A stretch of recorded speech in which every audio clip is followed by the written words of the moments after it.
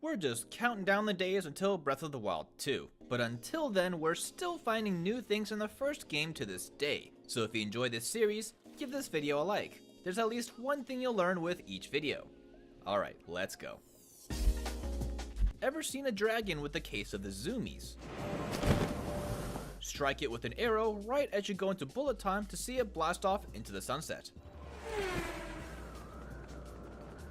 Sand seals are a common sight in the Gerudo Desert, but have you ever seen one outside of the desert? They will normally seek out sandy terrain if they are stuck on something rough, but this does mean any sandy area, including beaches. By pushing the sand seal rental lady out of the desert, then freezing yourself as you talk to her, you can smuggle the seal out of bounds. It won't make it too far on its own on regular old dirt, but if you're dedicated enough for a long trek, you can carry it to another beach, and go for a nice coastal ride. And you can ride seals through shallow water. Make sense?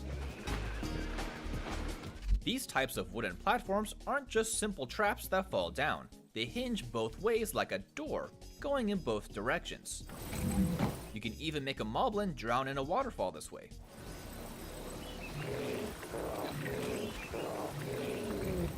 I'm sure at some point you may have made the fatal mistake of having your horse take a nosedive straight off a cliff edge and fall to its doom.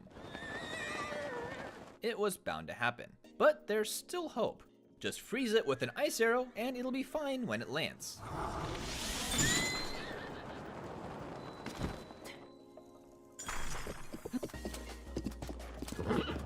Did you know that the original damaged Master Sword actually exists in the game? Only available through mods, unfortunately though. This actually holds several interesting tidbits on its own. Most players think it's covered in rust, but it's actually malice that's covered the blade from Link's past battles. Since this was designed for cutscenes only and never made it into the final game, development for it was minimal, with no description and only an attack power of 1. But if you listen closely, the sheathing noise is slightly different. That's because it still uses the same original sound effects from the early development before they changed it, which could be heard during the E3 2016 build.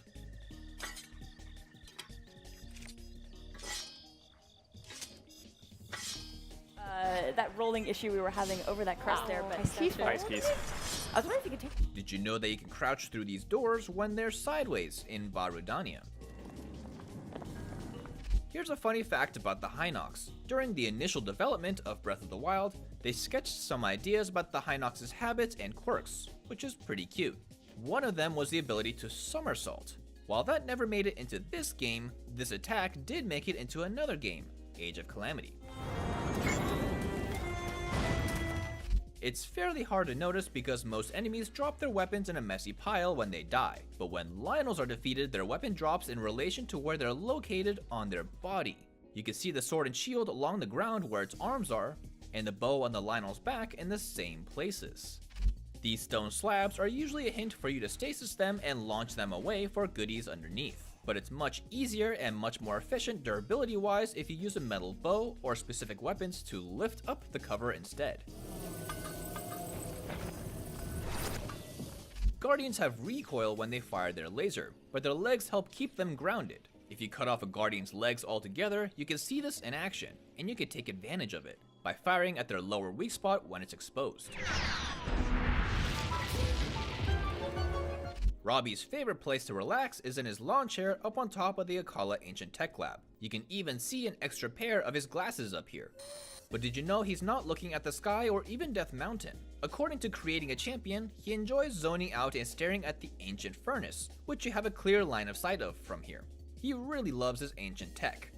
Lizalfos water shots can be parried or blocked obviously, but there's another weird way to deflect it. By pulling out a bomb at just the right time, it'll knock away the shot with no problem. Guardians are pretty terrifying. Once they lock their aim onto you, they're guaranteed to fire unless you break line of sight. But there's a really easy trick that you can use to camouflage yourself. Simply magnesis the air, then drop any item. Yep, that's it. Then they're unable to lock onto you, as long as you don't move. When you mag drop items, it creates what's called a null item, an invisible hitbox that can be picked up, and physically blocks some things such as launched metal boxes and Guardian's line of sight. This tech is pretty useful in a pinch to defend yourself against these hulky machines. The explosive cannonball is actually kind of weird on closer inspection.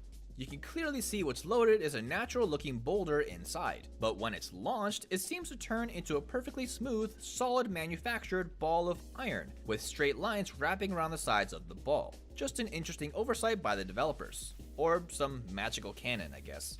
Barrels won't protect you from elemental damage, but do block arrows. And Zan's helmet or the Thunder Helm won't protect you from the arrow damage itself, only the elemental damage. But combine the two together to defend yourself against a Lionel's dangerous elemental shots. Ever wanted to clean up Link's look but still use the Sheikah Slate abilities? If you want to walk around slateless, use the old apparatus storage glitch, then load a file quickly after entering bullet time. The slate will be gone, but you can still use rune abilities, and some cutscenes will be more awkward.